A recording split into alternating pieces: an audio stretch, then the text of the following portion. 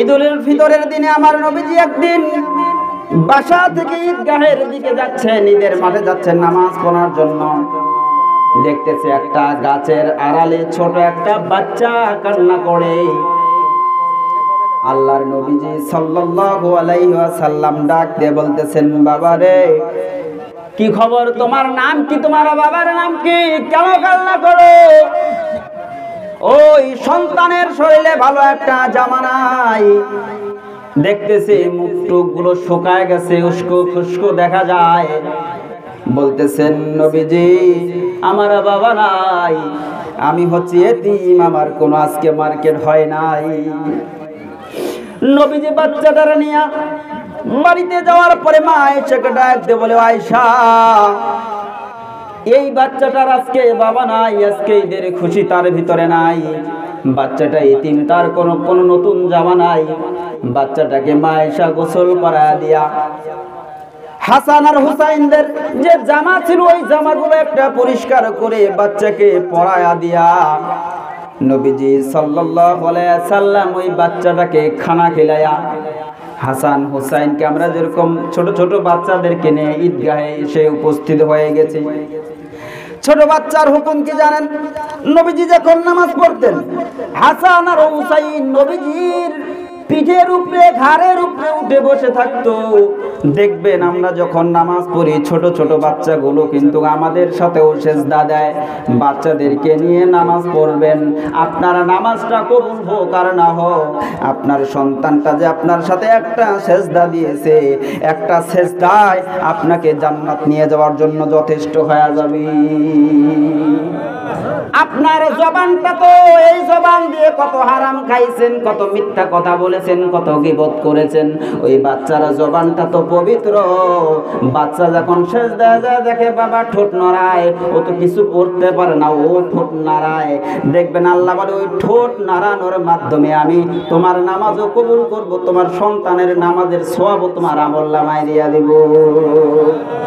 এবার নবীজি হাসান আর হুসাইনকে দুই পাশে নিয়া আর এই এতিম বাচ্চাটাকেও নিয়ে যখন ঈদগাহের দিকে যায়, মানুষেরা ডাক দিয়ে বলে, নবীজি এই বাচ্চাটাকে এত সুন্দর আদর করে কোলে উঠাইছেন। তাহলে নবীজি যখন নামাজে ছিল, হাসান আর হুসাইন, আল্লাহ বলেন যতক্ষণ নামবে না আপনি সেজদা থেকে উঠেন না। সুবহানাল্লাহ বলেন। দেখবেন আমরা যখন বাচ্চা নিয়ে খেলা করি, বিছানার উপরে যখন খেলা করি, বাচ্চাকে পিঠে উঠাইয়া নিজে ঘোড়া সাজি, এরকম আছে না নাই? নবীজিও ঘোড়া সাজতেন। ঘোড়া সাজবেন, সাজা সুন্নাত।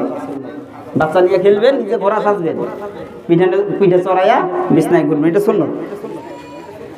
এক সাহাবী ডাক দিয়ে বলেন, নবীজি আমি তো বাচ্চাদেরকে চুমা দেই না, আদর করি না। কয়, তোমার ভিতরে কোনো দয়াও নাই, মায়াও নাই।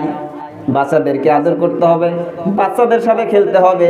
হাসান হুসেন যখন পিঠের উপরে চড়তো, নবীজিকে বলতো, পিঠের উপরে চড়ে বলতো, চল ঘোড়া চল, চল ঘোড়া চল। সুবহানাল্লাহ।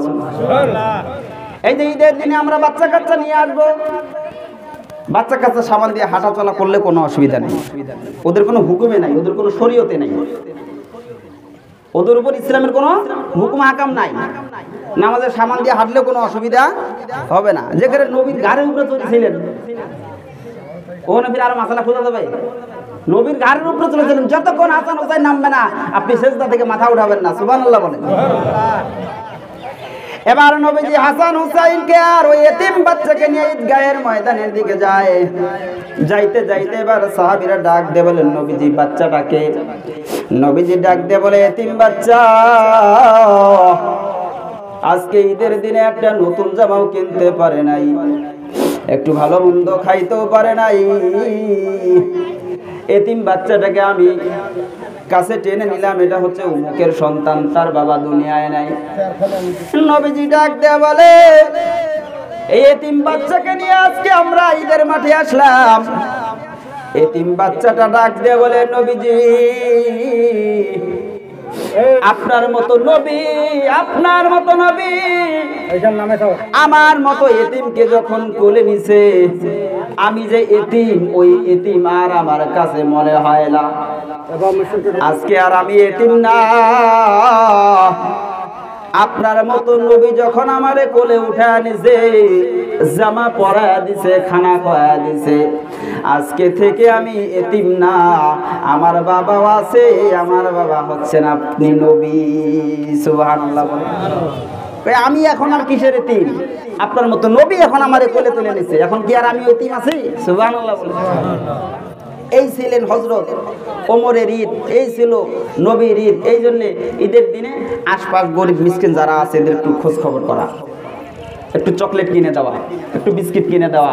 একটা গরিব বাচ্চা আছে, ও মা দিচ্ছে 10 টাকা, ও বলছেন তো বাচ্চাটা কি নাম?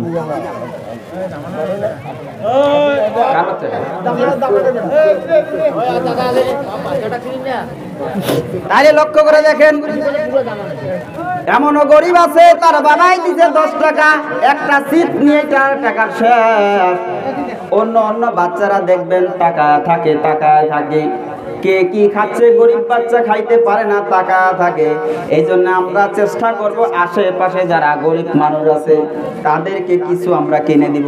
যাবে না ইনশাআল্লাহ? কথা কি বুঝতেছেন? আশপাশে যারা গরিব আছে এই ঈদটাকে একটু, আজকের দিনেই তো একটু ভাগ করে নেন। গরিব মিসকিন যারা আছে, ওর মাও দিছে 10 টাকা, ওই একটা চিপস নিচে, টাকা শেষ। এখন ওই চিপস কয়টা চিপস থাকে, বাতাস দিব, ওইটা খাই এখন শেষ, এখন আরো 6 লাখ খাঁচায় চায় আছে। আপনি দেন তাকে একটা কিছু নিয়ে দেন, এটাই তো ঈদের খুশি ভাগ করে নেওয়া।